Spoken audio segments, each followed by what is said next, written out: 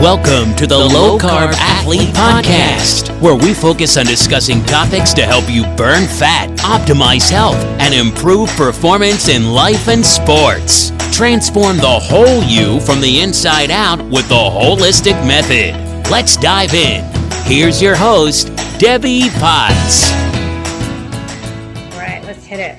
All right, everyone. I'm excited to have a fellow low-carb athlete and coach and influencer on my show today, Darren Kirby, coming from across the pond in the UK. Thanks, Darren, for coming on the show. No worries at all, Debbie. Thanks very much for having me on. Well, we were just chatting about how we're both, work full-time, mostly at home. Well, I'm part-time at home, but now we're full-time. So it's kind of a new experience for a lot of people, but you work now at home, and talk about what you do for a living and your why.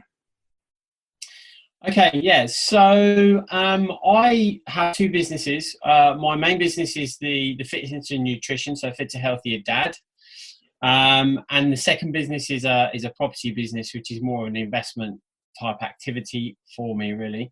My why is fitness and nutrition for me is the cornerstone of everything that we do in life. And that might sound quite a big statement, but after the transition that I went through about 7 years ago, it's a very cliche statement as well, but it has truly changed my life, not just physically, but mentally and holistically. And, just life in general is completely different now to how it was. So, and I just feel that the kind of population in general is walking around unconscious around how important this stuff is. But equally, I feel that the industry, the fitness and nutrition industry, or whatever you want to call it, there's many different facets to it, make this stuff way more complicated than it actually needs to be.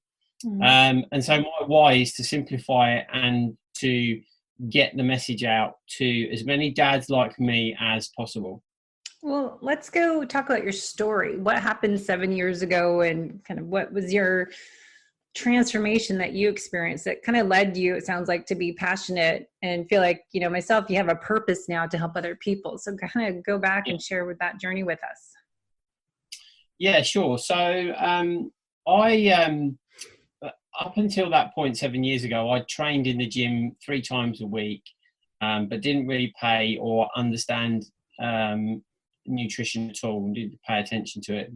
And I got the opportunity to enter into a triathlon. And for whatever reason, years before, I'd said, I always quite fancy doing something like that.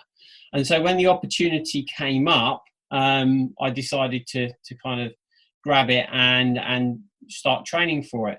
And it was around the time that I turned 40. So you might say that it is a bit of a midlife crisis scenario, where, you either buy a fast car or you get in the best shape of your life. And I decided to do the latter. But the real thing for me in this process was that whilst I was training 3 times a week, when I started to actually train for triathlon, I realised just how unfit I was and just how unhealthy I was. And one of the biggest moments was when I started to swim. Now, I'd always been able to swim. I'd never swum in any great kind of competitive way, but I could swim when I went on holiday and all the rest of it, and did front crawl. But at the time where I was working, we had a pool in a gym below the office. So I went down there one lunchtime and thought, this swimming stuff's quite easy. Jumped in the pool, and I couldn't even swim 20 meters. I couldn't even do one length of this 20-meter pool without being like getting to the other side and really gasping for breath and just thinking, what the hell's going on here? This is not right. This is not how I expected it to be. And so from then on, I realised that, I was, hugely unfit. And the other biggest thing was when I started to try and run.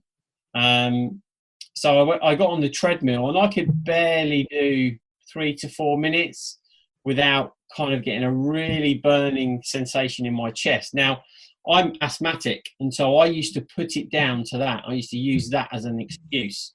But actually, again, it wasn't. It was just, I was just purely unfit. And my diet was completely shocking, to be honest. So, you know, I used to treat myself on a Friday to a McDonald's breakfast because I thought I'd been eating healthy all week. I would drink heavily every weekend. And then I couldn't really understand why I wasn't losing weight. And so with the triathlon training that I put myself through, I didn't get a coach or anything like that. Something triggered in me that I need to look in my diet. So I started to research, and I almost like disappeared down a rabbit hole of the nutrition rabbit hole to understand what's nutritionally good, what's nutritionally bad. And it's just been a process like that for a number of years. And it's one which I just instinctively follow now. I absolutely love it. The whole thing for me is being able to radically change your health through diet just fascinates me beyond belief, because it's something so simple and something which we take for granted, yet it's something which is so profound. So that kind of carried on. I did my first triathlon, and I completed it. I was absolutely finished at the end of it, and that was just a sprint distance triathlon. And when I crossed the finish line, the sense of achievement that I got through doing it was like nothing else I'd ever experienced before. Because I was never into sports as a young person. I never competed or took part in any sport whatsoever. And from then on, I have literally been hooked. So I've not had any time off. And it got to the point a couple of years ago where I was doing between 10 to 12 events a season. It got that obsessive for me. And I just think the three disciplines of triathlon, coupled with all the other elements that go together that make up, the sport and what you need in order to perform at a level in that sport, just drives me on more and more and more. I always want to, it's a classic case of when you finish a race, you look at your time and you're like, right, well, next time I can get 1 or 2 minutes better. Get sucked in. It's the same thing. Yeah, it's the same thing with nutrition, isn't it? It's like, okay, so I've managed to get to this kind of level of body fat, and I'm this way. So what else can I do? Or is it a case of, this is how I look at it now, is it a case of what I'm doing, is that actually healthy? Because we have this thing where if you are an athlete, you may look healthy on the outside, but actually what I've learned is you can be completely destroyed on the inside. And this sport of triathlon, can actually do that with all the crazy nutrition gels and things like that a lot of people take. And, type 2 diabetes is a worry and all the rest of it. So, hopefully that gives you a bit of background to kind of how I got started. So you started racing just kind of to get healthy, right? To get in shape. Yeah. And then you got to point, I think a lot of athletes do, is think the philosophy is more is better. And you get addicted because you get done one race and go, oh, I could have done that swim better, or I'm going to do this differently next time, or that transition time sucked. I'm going to, revise my training schedule.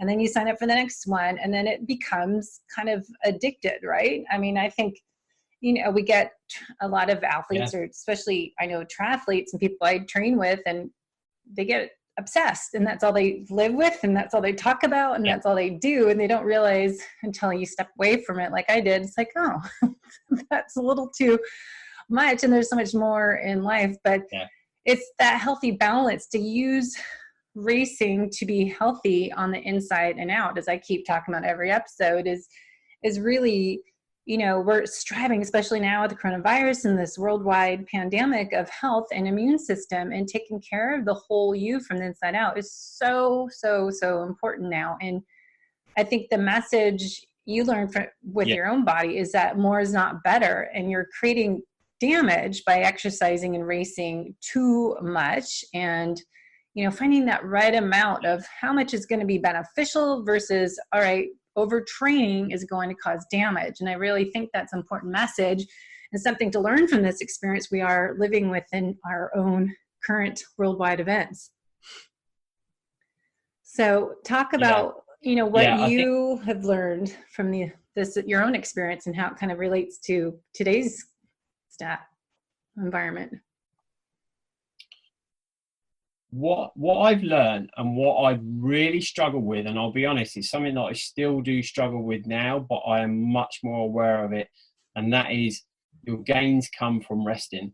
And this incessant, like you say, it is an addiction. Absolutely, it is an addiction, and I can relate to that we must continually train. We must continually put our bodies through this kind of relentless program, and that we just need to have a stronger mind to get through it. We've got to keep grinding away, because the more we grind, the more gains we'll get.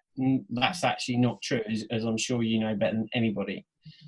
And your gains come from your resting. But the challenge, it's a psychological challenge more than anything else. And I say this to a lot of people. I think in triathlon is you get to a physical level, but then it becomes more about the mind. It becomes more about the mindset and how you're able to manage yourself either during training or during a race. But then obviously to have that mindset where resting is very, very key. And I like I said, I still do struggle with this now. Excuse me. But that's one of the biggest things that I've realised is that I need to rest. And that's as important as the big blocks of training that we do. How do you know when you need to rest? Do you have internal red flags that tell you need more recovery time, or using a Garmin watch or measuring your heart rate variability? What do you do to figure that out? Yeah. So I now do.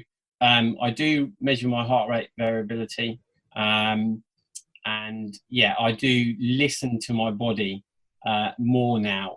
Whereas before, if I was slightly tired or just felt kind of lack of energy, I would still put my running shoes on or put the bike gear on and go out on the bike and just really top myself up on caffeine and just grind through it.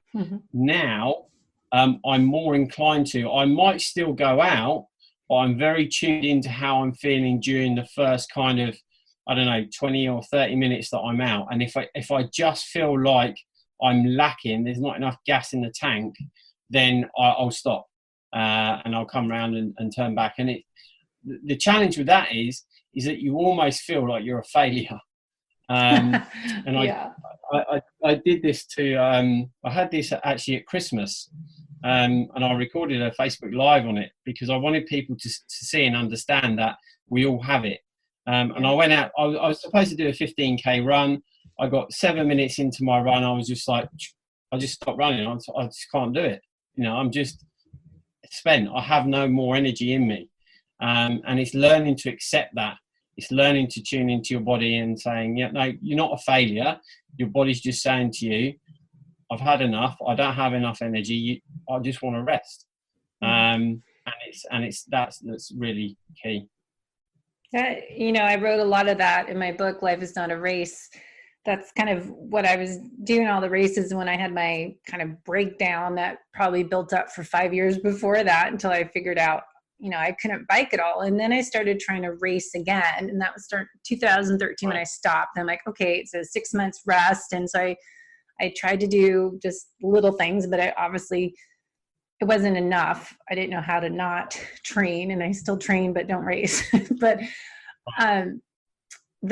I started racing the next year and trying races, and it's so psychological. And when you're competitive and this is your sport and makes you happy and you enjoy it, but then when you have a horrible result, like you can't run, or I did a triathlon, I remember, and it was Olympic distance, and I was on the bike. I'm like, oh my gosh, I have no power, I have no energy, and I just had to pull off when I got to the finish, and I didn't do the run. And I would never DNF in a race before, but It is humbling, and it is respectable when you know how to stop and not kill yourself doing something that has no benefit to it. It actually probably causes more damage. So it is a struggle, and realizing we're not superheroes, that we need to recover, and you'll get, as you said, more athletic gains and performance gains if you do more rest and repair time and not overtrain.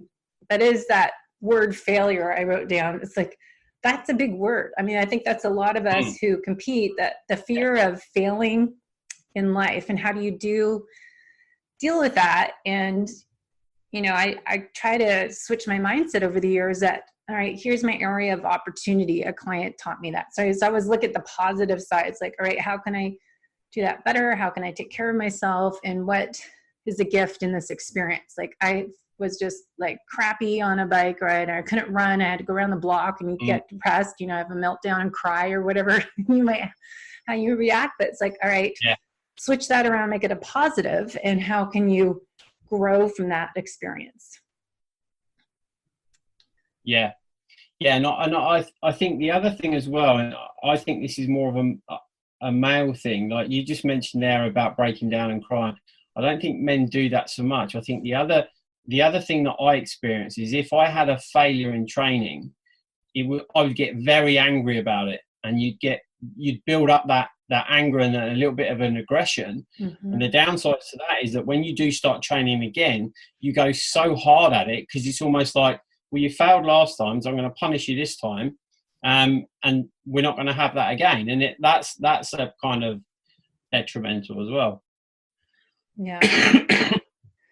So talk about, you have a website. I want to dive into about your fitterhealthierdad.com, and talk about kind of what led you to being this person and building this program up and resource, because it's pretty in depth, and you've got really organized, a better website than me after I've had to redone my website 100 times, but yours is great. Talk about this program and what you do and your purpose and passion of it, or mission. Yeah, so basically the whole reason this came about is that for years people have been telling me, because of what happened to me and how I changed, that I should do something in that space, and I never felt comfortable doing it. And the biggest trigger for me was back in 2018, when I used to attend a local gym, and I kept seeing guys who were like me coming to the gym, seeing these personal trainers, and 3-6 months and stuff like that, and they weren't changing. And obviously I didn't speak to these people, so my assumption was they went to the gym to get fitter and healthier, but from the outside this wasn't happening. And I just felt that there was this huge disconnect between the fitness and the nutrition. And when you speak to a lot of, whether you call them personal trainers or trainers in a gym, they talk about the fitness element. They never join up the nutrition element. They might talk about it a little bit in a sense that, you know, you need to have a bit of carbohydrates or proteins, the rest of it, but they actually don't go into it in depth. And like I said at the beginning of the interview, it's, for me, I feel that, you know, a lot of this stuff is made way too complicated, and the reason people don't continue or get results from fitness is because, you know, they've not got the full picture. And so with Fitter Healthier Dad, I didn't want to be kind of a fitness trainer or whatever, but I wanted to help my demographic, and that was me, dads, because, you know, the other side to it is when you have a family and children and a career and everything else, you know, the perception is that you can't be fit and healthy because you're a father or because you've got a career, and actually you can. I mean, you don't need to go to the extremes that I do, and I don't advocate that, but that's what works for me. And so I want to give guys, you know, very simple, clear, concise information that they can take and use and implement in their lives, but also get the family and the kids involved. And that's the other big factor for me. The benefits or the results of me getting fitter and healthier has had a profound impact on my children, not because I'm one of these pushy parents, but because they see what I do and now they want to do it. And it's a classic, you know, being a role model. So Fitter, Healthier Dad the concept is around dads and children and getting involved and not needing to do it for hours and hours and hours. So I see you did races in 2013 is when you started doing triathlon. Yeah. That's when I started not doing triathlons. And then you did 10 races one year, 2015. Is that when you kind of started to feel overtraining and a recovery? Or were you? Yeah, I mean, that was when it kind of got to the point where that's all that was happening in our lives, and that was not good for me. It was not good for the family, because it was, I was training so much and wanting to do, wanting to improve so much. The whole thing that I just mentioned around not doing it for hours was exactly what I was doing. Yeah. And I was spending time away from the family. So 5 years later, you've started, racing still, and you just started doing the half Ironmans in 2016. Yeah. So what kind of have you been working on and trying to do for yourself and your website and coaching others in the last 5 years? Talk about.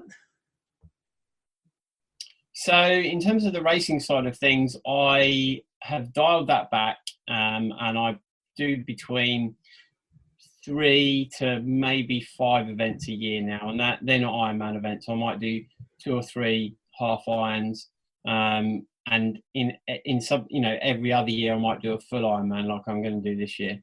You think? And then, wow, exactly. Yeah. If this gets lifted, but yeah, like you say, it might not be. Around Fitter, Healthier Dad.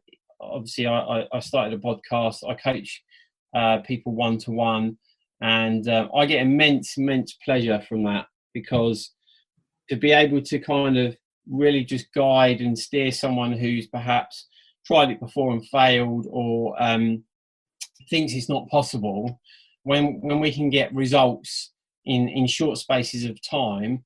But then the most important thing for me is being able to set them up with a model which they can then just follow, and it's not a restrictive model. It's not a restrictive training regime, not a restrictive diet or anything like that. So that's the element of Fitter, Healthier Dad that's not on the website, which is the coaching. And then I've got the 90-day product, but there's a whole raft of things that I want to launch for the website. So there's a memberships portal that I want to launch, because I want to be able to create a community where people can engage and interact, and where I can coach them in a community as well. And then ultimately on from that, I'd like to start doing kind of retreats and things like that, for week-long retreats for people. Oh, cool. So are you in London, or where do you live? So no, I'm just outside of London. I'm about 30 miles outside of London. So there's triathlons around there in the summertime? There's quite a few. Yeah, there's quite a few. All different versions. There's one quite local to us that my sons now do as well. So they do like a little 100-meter swim, and they do I think it's a 3K bike, and then a 2K run at the end of it. So they quite enjoy that as well. I used to have in the summer a bunch of kids that I knew the parents, and did a triathlon training for tweeners and teens. It was so fun. Then they all grew up and got out. But for a few summers, every August we did that, and they trained for this little race that you can pretty much just jump in the water and then ride your bike down the street. But I love coaching little kids near that. It is so rewarding. Probably if they're your own kids, I'm sure it's even more exciting. Yeah, it is good. It is amazing to see them. The funny thing about kids is that when they pick something up and they get really interested in it, they get so engrossed in it, don't they? And they just really give. They just give it their all. Now, when the gun goes off, or the klaxon goes off, and they swim and they cycle, it's like the be all and end all. And it's a fantastic sight. You don't swim in that river, Hyde Park, that gross water. I've been there the last 2 years, and I saw people swimming in there. It's like, yeah.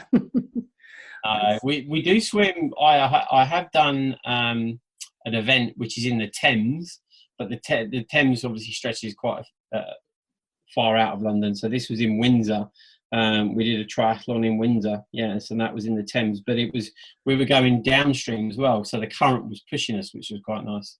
That was my most favorite triathlon ever, was this race in Washington State, but it was downstream, and you just like put your arms out and you had to make sure you got out the right time, or else but you didn't even have to do anything. It was the best swim. You're going with the current. Yeah, exactly. So when you are working with people and with, fitter dads, so we're trying to get people to train but still have a family life and have time to spend with their spouses and play with their kids and not be gone all the time. So, and I think that's a lot of times when I, I've been podcasting for 10 years talking about chronic stress and overtraining, is athletes will do that like morning, get up and do a workout before they go to work, and then at lunchtime and after work. And, a lot of my training partners all got divorced because they were not around ever. So your philosophy, I take, would be less is more, and trying to fit in, more key quality workouts and kind of the minimalist type of training, and not be gone all day long, Saturday, Sunday, away from your family.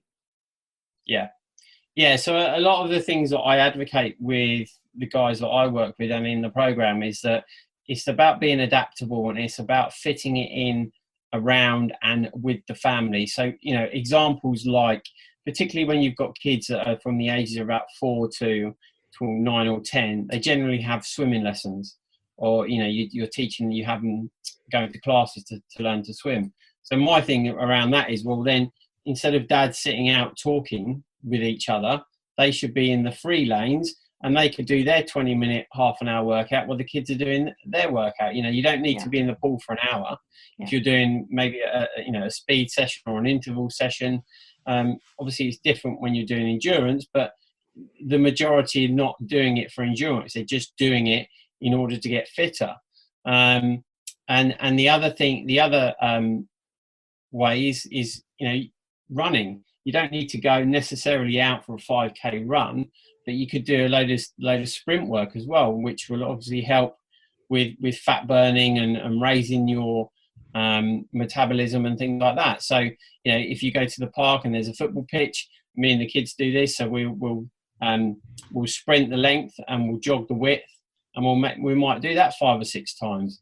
And that's doing it with them. So you're getting them involved. But it also gives you the opportunity to have a workout as well. So things like that, that's how I work and advocate that the guys that I work with structure their training programs.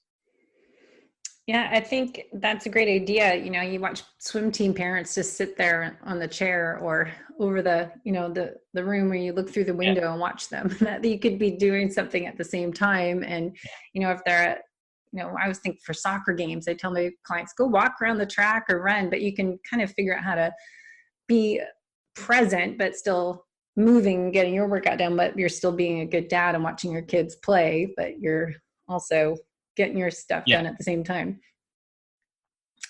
Yeah.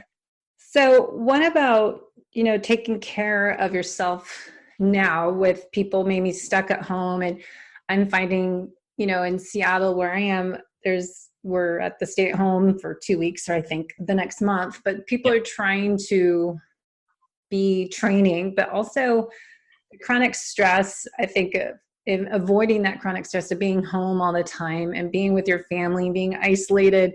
Are you guys experiencing that? I know in the UK, and Prince Charles just came out today of coronavirus. So I think it's probably really scare people around there of how easily it spreads. Yeah, definitely. I think now is more time than ever to really pay attention to how you're feeling and actually getting some fresh air, getting some workouts in. So, training outside now, whilst it's not restricted yet, you still can, but they're only advising us to go out once a day. So the things that we're doing now are, if we go out, we'll go out and we'll try and get 10,000 steps in. So it's kind of low intensity, steady state kind of workout. And then, for example, what we did today is I kind of gamified a HIIT workout for the kids, and we did a timed HIIT workout in the garden. We did 3 sets, and I set out 5 stations where they did some spider crawls. They did some mountain climbers. They did some squat jumps, some squats, and some burpees. And then they run back down the garden. And whilst the other one was resting, the other one was working. So things like that, really. Trying to really be creative. And, you know, those 3 sets that the kids did, they only took them 3 minutes to do it. And the oldest one was complaining at the end that his thighs were hurting with all the squats and stuff. So, you know, it doesn't have to be long. It doesn't have to be complicated, but it just has to, you know, not has to be done, but it's advisable to, you know, to do it. Because obviously it gets your endorphins raised, gets the serotonin, revved up in your body, and you feel better from it afterwards. So the walking, like the little HIIT sessions, and then one thing that I've managed to actually realise is hugely valuable, and that's yoga now as well. That's what I was saying. Yoga. That's what we've been doing. Yeah. That's what we should all be working on now. Absolutely. So, I mean, that's great for body and mind, isn't it? With the controlled breathing, with the stretching, and that's good for your mental health as well. Which at a time like we're in now, I think mental health, is very, very important. And the one other thing that I do every morning is breath work. It's something that I've got into over the last year. And it's had quite a profound impact on my kind of stress levels, if you like, just by standing outside in the morning and doing some box breathing. Really, really helps clear the mind to start the day. Yeah. Well, it kind of goes back to what we're just saying, minimalist training, that less is more. And, you know, you don't need to go run 2 hours. Actually, 45 minutes is going to be a lot healthier for you. And riding your bike, you know, an hour and a half instead of going out 3 hours, or doing a spin bike inside, that it's okay. And I think it's good to add cross training and do stuff that you haven't done for a long time or never done. And as we try to be creative at home and doing workouts. But for me, I used to go to yoga all the time before my health issues, because I was fitting it in on top of training, you know, 20 hours a week and doing 5 yoga classes a week because I needed it. And now it's like, you know, I don't have to rush off in the morning to go to the gym at 5:30. So I found a Darren Baptiste yoga. I put it on my Facebook page. Here's, you know, yoga, you can do class with me. And it's on YouTube now. And we did an hour of yoga, and I'm so tight and it was so hard. I was like, I used to do this all the time. So it is a great opportunity to do stuff you haven't been able to do, or you've been putting off because you don't have time to fit that in. So, you know, exercising outside for sure, but trying some yoga, I think it's a great opportunity right now to fit that in when you can't go swimming in a pool. Yeah, definitely. I completely agree. And I think the thing from that I want to point out is it is about having the variety, isn't it? And I think a lot of us get into a certain discipline and that we think that that's all that we need to do. Whereas if you just kind of look outside that, there's lots of other things that you can do which will complement, you know, your core kind of fitness approach. Yeah. Well, I was thinking too, you know, since I haven't been doing racing as much, I was going to race this year, but I was postponing it already to next year. And so it worked out because all the races are being canceled or postponed or rescheduled. But the importance of finding other things, what I learned since I wasn't able to race last 8 years now, that I started traveling. And I always laugh at how much money people spend on triathlons, that, you know, you can't travel obviously right now, but this is, you know, if you don't race every year, if you alternate 1 year on, 1 year off, you can spend that alternate year traveling around the world and exploring different countries. So I think it's good to find balance, is going back to our conversation earlier of not doing 10, 20 races a year. Is that really beneficial? Is that rewarding? Or is it, you know, a little too excessive? What's that Goldilocks effect for, you know, how much is too much and what's the right amount for you and your family and your health and wellness? I think that's key, is recognizing that and realizing that it's not that necessarily that there's more to life. It's like you say, it's having that balance. It's recognizing that having the balance is healthy for you. Mm-hmm. Yeah. I mean, it gets routine. Like I still swim 3-4 days a week at Masters, and those are your swim friends. And we still bike 3-4 days a week and train for distance and, still run, but it's not, it's just become part of your routine and who you are. I'm not doing any specific races, but it's just what I enjoy doing. And, it's my happy place to go for a run, and my bike is my therapy session. So, it's good lifestyle. Yeah, definitely. Yeah, no, I'd agree with that. I think doing it when it feels like it's, it's not forced upon you is a much nicer way to do it, rather than you've got to get that session in because it's going to have a snowball effect if you don't on X race, Yeah. So I think it is a good what you're doing because as I said, my training partners early on when I started in my 20s, they all got divorced. So it's like how to race and do what you enjoy doing, love to do, and not destroy your marriage. Yeah, exactly. Yeah, indeed. Yeah, no, I think it's very key, and it's obviously you don't, particularly if you've got young kids, you don't want them to look back on their younger days and think, well, I never really saw Dad, not because he was working, but because he was always training. So that's the other side to it as well. And then they get older. Like one of my buddies, his kids are now out of college, and they watched him do Ironman every year, Coeur d'Alene, and train all the time. And now his daughter's old enough; they're training together for a race at. Oh, okay. Wow, but it's kind of fun because now they've watched him, and we're at the sidelines with the signs, and now it's kind of cool to see them do it together now. Yeah. So yeah, that's very cool. Yeah. Where can we learn more from you? Let's talk about how to get dads to your website and learn more about how they can stay fit and healthy. And especially, right now in our world, we are really needing to prioritize our health and staying well, and gut health, the immune system, is 80% in your gut. So I'm just all about that health, promoting health right now, and yourself. What can dads do to take care of themselves, and maybe get more information from you?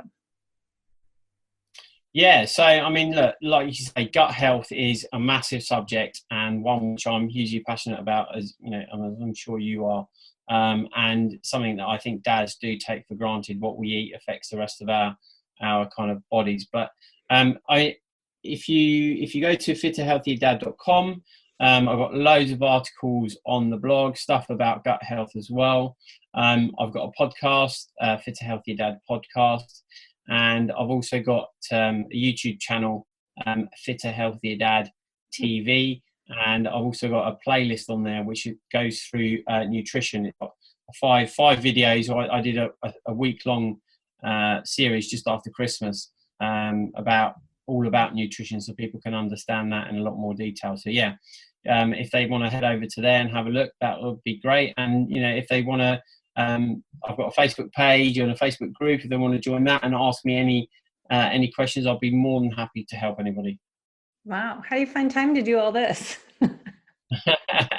Yeah, well, I do. It's not just me. I do have other people that kind of help me with other parts of Fitter Healthier Dad. So making sure content goes up and all the rest of it. But primarily it's me that's responsible for the content.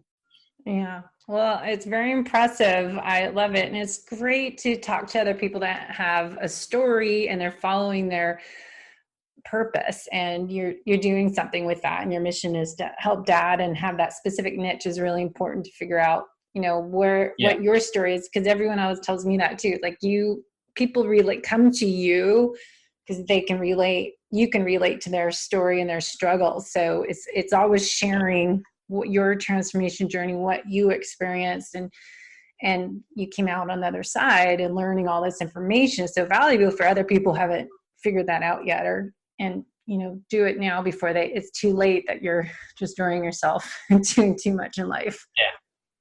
So good for you. Good.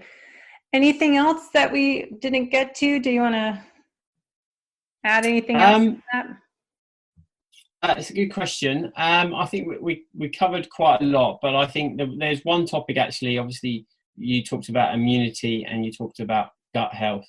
And just one thing that I would like to kind of send the message out there, and that is, as guys, we do need to start looking at what we're eating and what that does to our guts, because the talk is about the gut being the second brain. I don't necessarily share that, but the gut and brain are intrinsically linked, as we know, by a big nerve between the two. And so I would say to people, please consider what you're eating and consuming, and don't believe everything that it says on the packet.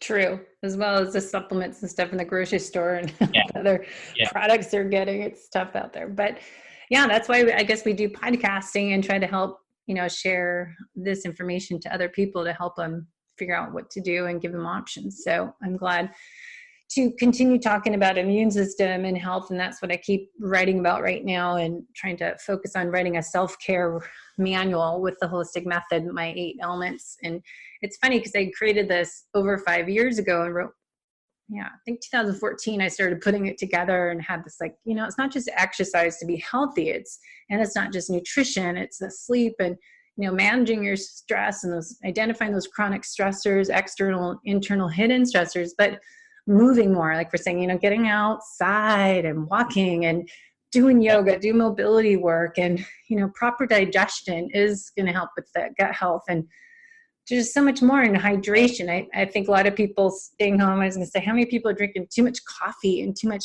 alcohol at night trying to survive all this? And it's so important to do all that. But the number one thing of my 8 elements I really feel is important right now is happiness and play and laughter, because the opposite of that is stress and anxiety, depression, sadness. And I think, finding more joy in every day and happiness is a really important part to help your immune system, is reducing that stress, because the stress is on nonstop, the immune system is down. So I think we just need to keep getting that message out to everyone. It's like, let's figure out how to be happy and healthy, and that will help our immune system, but not panic and have constant stress and reading Facebook or listening to the stupid quotes Trump said for the day. Yeah, exactly. Yeah, so I think around happiness, I'd say one final thing really is about gratitude. Even in these troublesome times we're in, there's all stuff that we can be grateful for, and that goes to help your overall happiness and mental state. Yeah, I've been writing my gratitude journal each night. I haven't been, and now it's like this good time to pull out that book, and has positive quotes on the left side, and I write positive things of the day and things I enjoyed. So well, thank you for sharing the journey and sharing your story and transformation and what you're doing to help our world, and look forward to connecting more in the future. It sounds like similar paths. Perfect. Lovely. Thanks very much for having me on, Debbie. All right, we'll put links in the show notes, you guys, so you can learn more and read the blog, and lots of resources on his website, fitterhealthierdad.com. All right, thank you so much, and we'll talk to you soon, Darren. Thanks for listening to the Low Carb Athlete Podcast. If you have any questions, feedback, or topic suggestions, let us know on Facebook or at debbiepotts.net. You can help us to continue to grow by leaving a review on iTunes. Thanks again, and we'll see you next time.